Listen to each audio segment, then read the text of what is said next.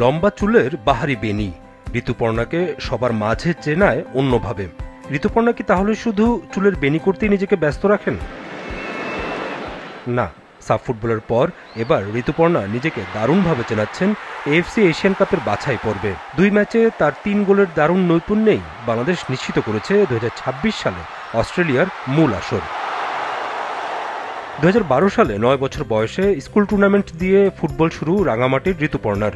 যে বাবার উৎসাহে ফুটবলে এসেছিলেন ঋতু, সেই বাবা মারা যান 2015-তে। এরপর মারা যান তার বন্ধুর মতো ভাই সিজিও। কিন্তু থেমে থাকেনি এই ফুটবলারের অগ্রযাত্রা। 2017 সালে অনূর্ধ্ব-15 দলের হয়ে সাফ চ্যাম্পিয়নশিপের শিরোপা জেতার পর জাতীয় দলের হয়ে সাফে দারুণ নৈপুণ্য ছিল ঋতুপর্ণার। আর এখন তো এশিয়ার গণ্ডি পেরিয়ে বিশ্বে নিজের পারফরমেন্স দেখানোর অপেক্ষায় এই উইঙ্গার মিডফিল্ডার। আমাদের টার্গেট ছিল, যেহেতু আমরা বাংলাদেশ থেকে যে এত কষ্ট করে সারা বছর ট্রেনিং করি, আমরা একদম কষ্ট করছি, সো আমাদের লক্ষ্য ছিল যে ম্যাচ বাই ম্যাচ উইন হয় এবং টার্গেট ছিল কোয়ালিফাই করা। এখনও আমাদের একটা ম্যাচ বাকি আছে, তো ওই ম্যাচটা যদি আমরা ভালো রেজাল্ট করতে পারি অবশ্যই আমরা সেলিব্রেট করব। শিষ্যের সাফল্যে আনন্দিত ঋতুপর্ণার কোচ এবং স্কুল শিক্ষক জানিয়েছেন তার প্রতি শুভকামনা।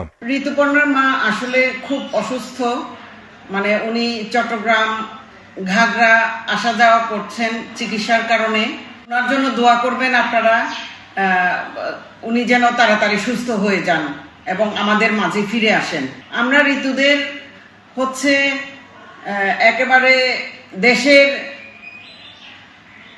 চরম শিখরে দেখতে চাই, মানে সবার উপরে দেখতে চাই, সবার উপরে এরা খেলে। শুধু ঋতু না, ঋতুর সাথে মনিকা আছে, রূপনা আছে, এরা যাতে ভালো খেলে দেশের জন্য অনেক সাফল্য নিয়ে আসতে পারে, দেশকে গর্বিত করতে পারে, আমরা এই আশা ব্যক্ত করি। সেই সত্য ঋতু যে আজকে এত দূর গিয়ে, মানে এই যে পর বাংলাদেশের যে একটা আপনার সুনাম অর্জন বয়ে আনছে, আসলে এটা অনুভূতি বলতে আমি এত যে খুশি, মানে বলার মতো না।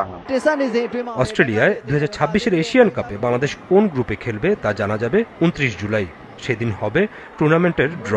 এখন ঋতুর শুভানুধ্যায়ীরা অপেক্ষায় বিশ্ব ফুটবল অঙ্গনে তার সাফল্য দেখার।